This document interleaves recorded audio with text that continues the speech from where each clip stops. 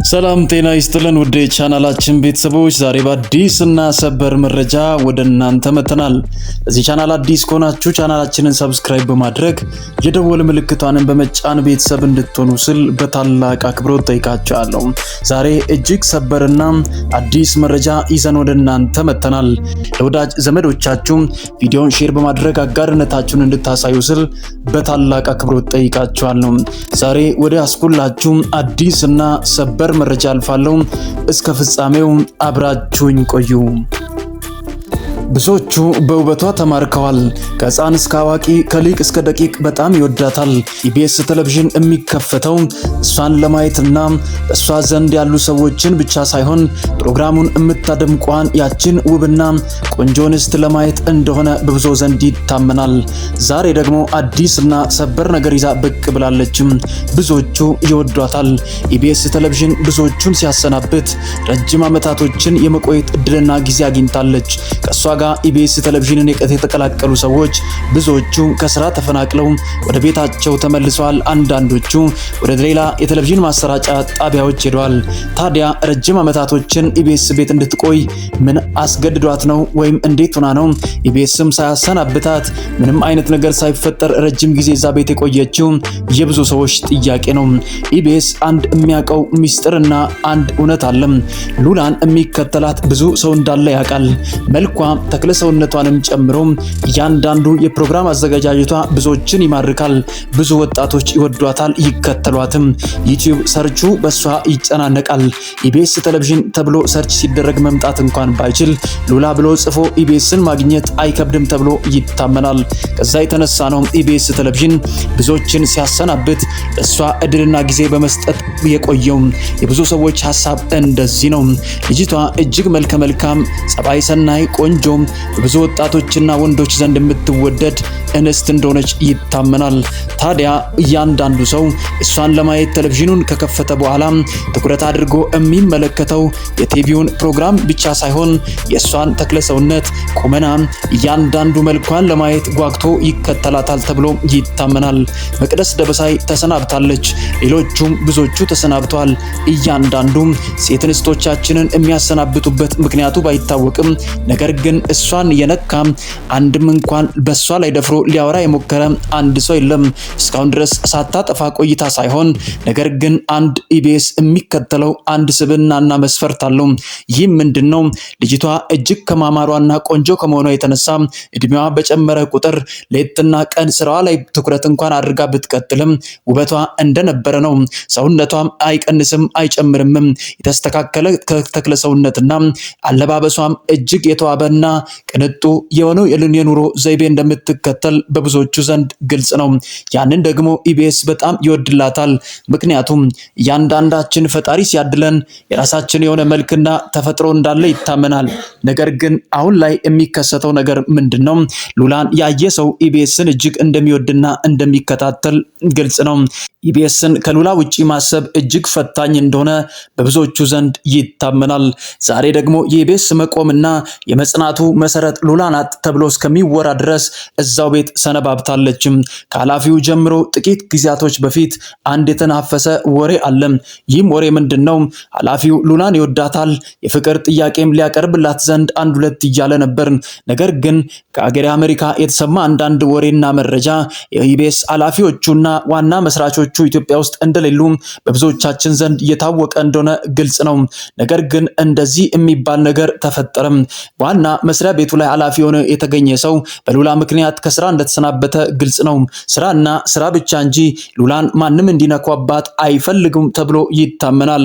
ኢቢኤስ ቴሌቪዥን ደግሞ እስከዛሬ ድረስ እሷን ያላሰናበተበት ምክንያቱ የመጀመሪያው እጅግ መልከ መልካም፣ ቆንጆ፣ ጥሩ ተክለ ሰውነት ያላት በብዙ ሰዎች የምትወደድ አመለሸጋ እንደሆነች በማመኑ ነው። ሁለተኛ ደግሞ ብዙዎቹ እሷን ብለው እንጂ የፕሮግራም ማሰራጫ ጣቢያው ላይ መስራት የማይፈልጉ ወንዶች አሉ እስከሚባል እስከሚባል ድረስ ቲቪው ይታማል። ስለዚህም ዛሬ ደግሞ አዲስ ነገሮች ብቅ ብለዋል። ከሉላ ጋር አዲስ ሰጣ ገባ ውስጥ የገቡ ሰዎች እንዳሉ ቢታመንም አፈቀርኩሽ ላንቺ የሚሰጠው ባታና ክብር ይገባሻል የሚሉ ሰዎች ቢበራከቱም ዛሬ ደግሞ አንደኛው እጅግ ኃይለኛ ነው ተብሎ የሚታመነው በብዙ ወንዶች ዘንድ በብዙ ሴቶች ዘንድ እጅግ ተወዳጅነትን ያተረፈ ከልጅነታችን እስከ እውቀታችን ድረስ ብዙዎቻችን ቲቪው ላይ ፊልም ስራው ላይ እየተከታተልን የመጣ ነው አንድ ሰው አለ። ሁላችንም እናውቃለን። ዳኒን የማያውቀው ሰው አለ ብሎ ማሰብ እጅግ ከባድ ነው። ምክንያቱም ከልጅነቱ ጀምሮ የፊልም ስራ እየሰራ በፊልሙ ኢንዱስትሪ ደግሞ ብዙ ተወዳጅነትን እንዳገኘ ይታመናል። እጅግ ትሁት ነው፣ ሰው አክባሪ፣ በብዙዎች ዘንድ ደግሞ መልካም ስብዕና እንዳለው ይታመናል።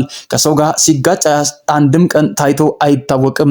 ስራውን አክብሮ እንደሚሰራና ወደ ኢቢኤስ ቤት ሲመጣ ብዙ የቴሌቪዥን ማሰራጫ ጣቢያ ጥያቄ አቅርቦለት እንኳን ቢሆን ያንን ሁሉ ገብቶ ወደ ኢቢኤስ ቤት እንደመጣ በሁላችንም ዘንድ ግልጽ ነው። እሱም አመታቶችን ኢቢኤስ ቤት ላይ አስቆጥሯል። ስለዚህም ዛሬ ደግሞ አዲስና ሰበር መረጃዎች በሉላና በዳኒ መካከል እየተሰሙ ይገኛሉ። እቺ ቆንጆና አማላይ ብዙ ሰዎች የሚወዷት ሴት ከዚህ በፊት አግብታ እንደነበር በሁላችንም ዘንድ ቢታወቅም ታዲያ እቺን አመለሸጋና ቆንጆ የሆነች ሴት ከባሏ ጋር እንዴት መቀጠል ከበዳት? ባሏስ በምን አስችሎት ነው ከሷ ጋር ፍቺ ጠይቆ የተለያዩት? የብዙ ሰዎች ጥያቄ ነው። ሉላም ስለ ትዳሯ ስትጠየቅ በተደጋጋሚ የተናገረችው ነገር አለ። ለትዳሬ ብዙ ዋጋ ከፍያለሁ፣ ትዳርን ለማጽናት ብዙ ዋጋዎችን ከፍያለሁ። ነገር ግን አንዳንዴ ከምንከፍለው መስዋዕትነት በላይ ትዳር ለመጽናት ብዙ ዋጋዎች ይከፈሉበታል። አንዳንዴ ግን ላይጸናም ይችላል። ሴቶች አንዳንድ ጊዜ ብዙ ዋጋዎችን እንኳን ብንከፍል ትዳሮቻችንን የማጽናት አቅም ላይኖረን ይችላል።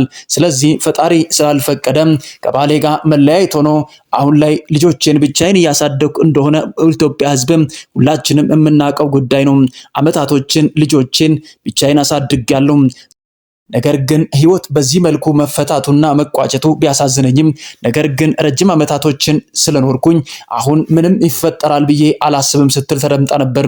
የኋላ አንድ ነገር ብቅ አለ።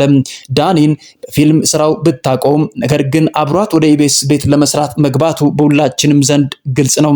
የኋላ ዳኒ እንደዚህ ሲል ተደመጠ። ሉላን እጅግ እንደሚወዳትና ሁለቱ ፕሮግራም አዘጋጅ ሆኖ ሲቀርቡ አንድ ላይ የተጋቡና በትዳር ተጣምሮ የሚኖሩ ሰዎች እንጂ የፕሮግራም አዘጋጆች እንደሆኑ አያስታውቁም። ሁለቱም እጅግ በጣም እንደሚዋደዱ በየጊዜው ሚዲያው ላይ ዜናዎች ቢንቀሳቀሱም አንዳንዶቹ ነገሩን አግበስብሶ ለማለፍ ሞክረው ነበር። ነገር ግን በስተመጨረሻም ሉላ እንደዚህ ዳኒ እጅግ መልካም ትሁት ጨዋ እንደሆነ አውቃለሁ። ብዙ ስራዎችን አብረን ለመስራት ሞክረናል። ከዛ በላይ ግን በተደጋጋሚ ደካማ ጎኔንና ክፍተቴን አይቶ ልጆቼን ለመጠየቅ በተደጋጋሚ ይመጣ ነበር። በዚያ መካከል ደግሞ ልጆቼ እጅግ ይወዱታል፣ ይፈልጉታልም። በተደጋጋሚ ደግሞ እየመጣ ይመክራቸዋል። አንዳንዴ እንኳን አለፍ ብሎ ጊዜ ሲያገኝ መጥቶ ልጆቼንም ያስጠናል። ከኔ በላይ በጣም ይወዱታል። እሱን ሲያጡ እጅግ ይከፋሉ። ከዛ የተነሳ አንዳንድ ነገሮችን ለማሰብ ሞክሬ ቢሆንም አንዳንዴ እናት ስትሆኑ ያ ነገር ይገባቸዋል።